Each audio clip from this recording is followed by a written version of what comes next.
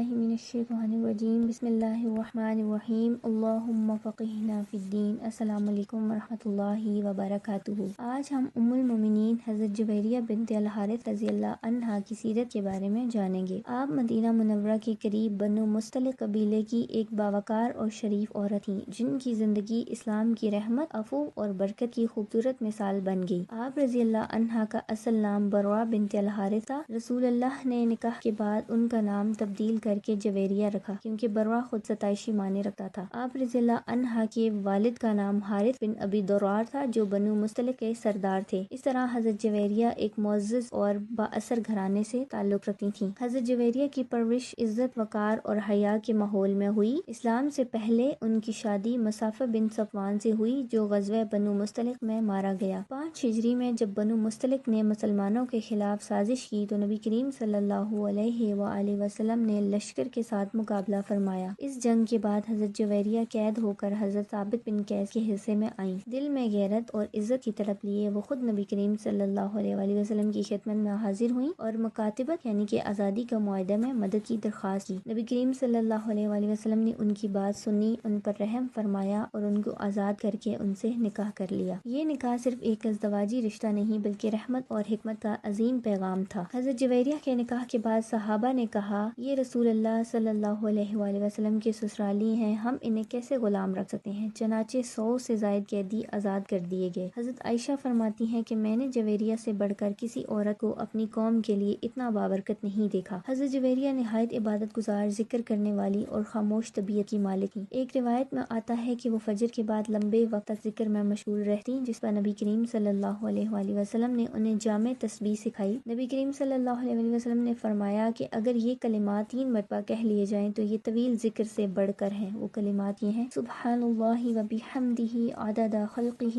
ورضا نفسہ وزینۃ عرشہ ومداد کلماتہ۔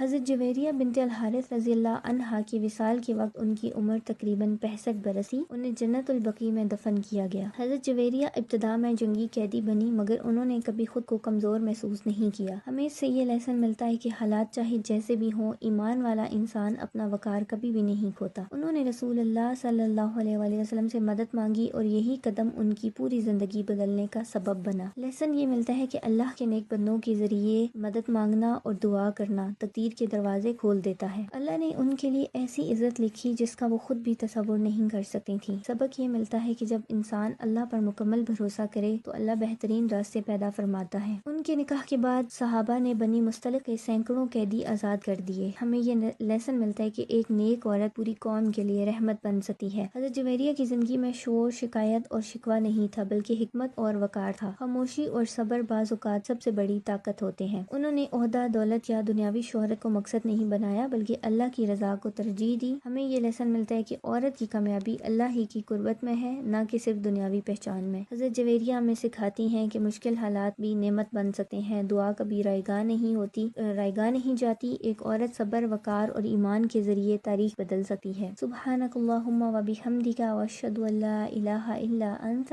استغفرک واتوب الیک۔